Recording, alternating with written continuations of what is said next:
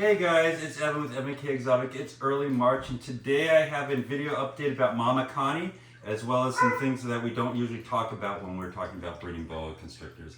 And in terms of Momma Connie, she's doing great. She gave birth to 15 perfect babies this last year. It was a perfect litter. 0 stillborns, 0 slugs, 15 perfect babies that have established themselves well and are doing great. So they dropped considerable amounts of weight during the breeding process. They're capital breeders. They put a lot of their own body condition into it. It's one of the reasons why breeding is so profound. When you watch your animals put this much investment into creating new life, it's just really a cool thing to see. And so I will tell you that. But she rebounded well, which is always a concern because breeding is a risk for your animals. And the thing I want most out of my breedings is for the parents to come out of it healthy and well. And she seems to be doing that. I was feeding her pretty heavily for the first couple of months afterwards because the metabolism tends to be very high right after birth. We've kind of gone back to a more normal schedule, and now we're just going to slowly be putting condition on.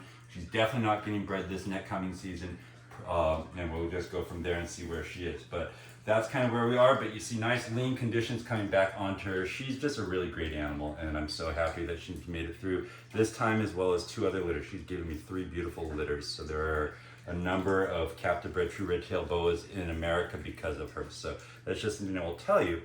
Some things that I will talk about that people don't tell you when you're breeding your animals, because we always talk about how amazing and exciting it is. And this isn't a video about the bad things that can happen in boa breeding, because I think those things are true and we need to cover those topics.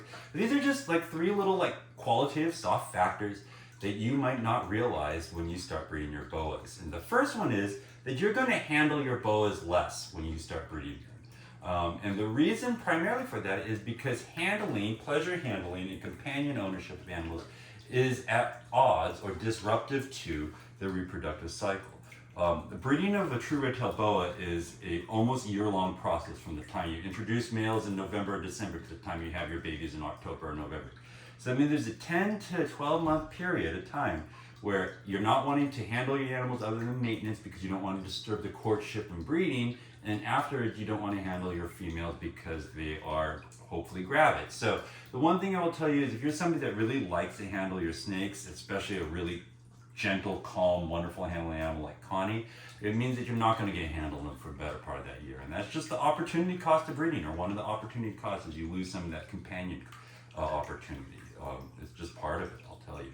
The second thing I'll tell you when you're breeding is you're probably going to be confused through a lot of it, especially your first time and even in subsequent times. And that's just the reality of the fact that despite how clear and formulaic it may appear when people write about it or in retrospect or in books, when you're in the thick of it, especially when you have limited experience, your ability to recognize those things is going to be limited. And for me, the exact sequence and timeline of being able to go back and say, this is when she ovulated, this is when the post-ovulation shit, that was all only evident in retrospect, working backwards from the successful litter. But I will tell you that there's a lot of ambiguity in the process. There's a lot of just sailing your ship in an ocean where there's not a lot of landmarks.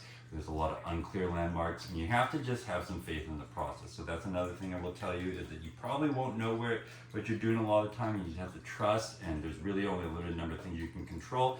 And as long as you are controlling those, you just have to let the process ride. The last thing I will tell you is that breeding places extra demands on you, the keeper, and the animals. And because of that, you have to be in a really good spot to do it. In terms of your skill and your time and your passions and the health of your animals. And so even down to the fact that just having 2 animals in 1 cage means there's a lot more cleaning. It just is a factor of, it puts demands on you, it puts stresses on the animals, and any weaknesses or shakiness in the foundations of your keeping or the health of your animals will be exposed through that.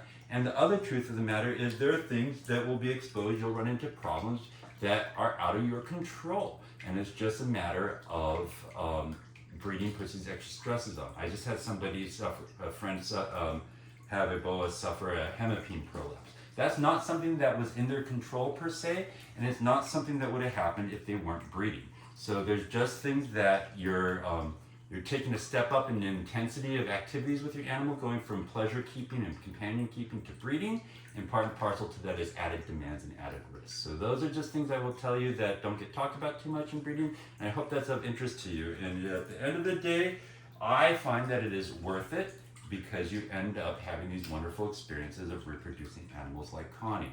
But I will also tell you that for every time that we have success, there are lots of stress, lots of work. I have had things happen in my collection that are heartbreaking, and they're just really demoralizing, and that's something that I'll tell you about. So it's just all part of the process of sharing lives with these animals, and going through in a way where you see their whole life cycles from baby to adult to reproduction. So I hope that makes sense to you guys, and I hope you have a wonderful weekend. Bye-bye.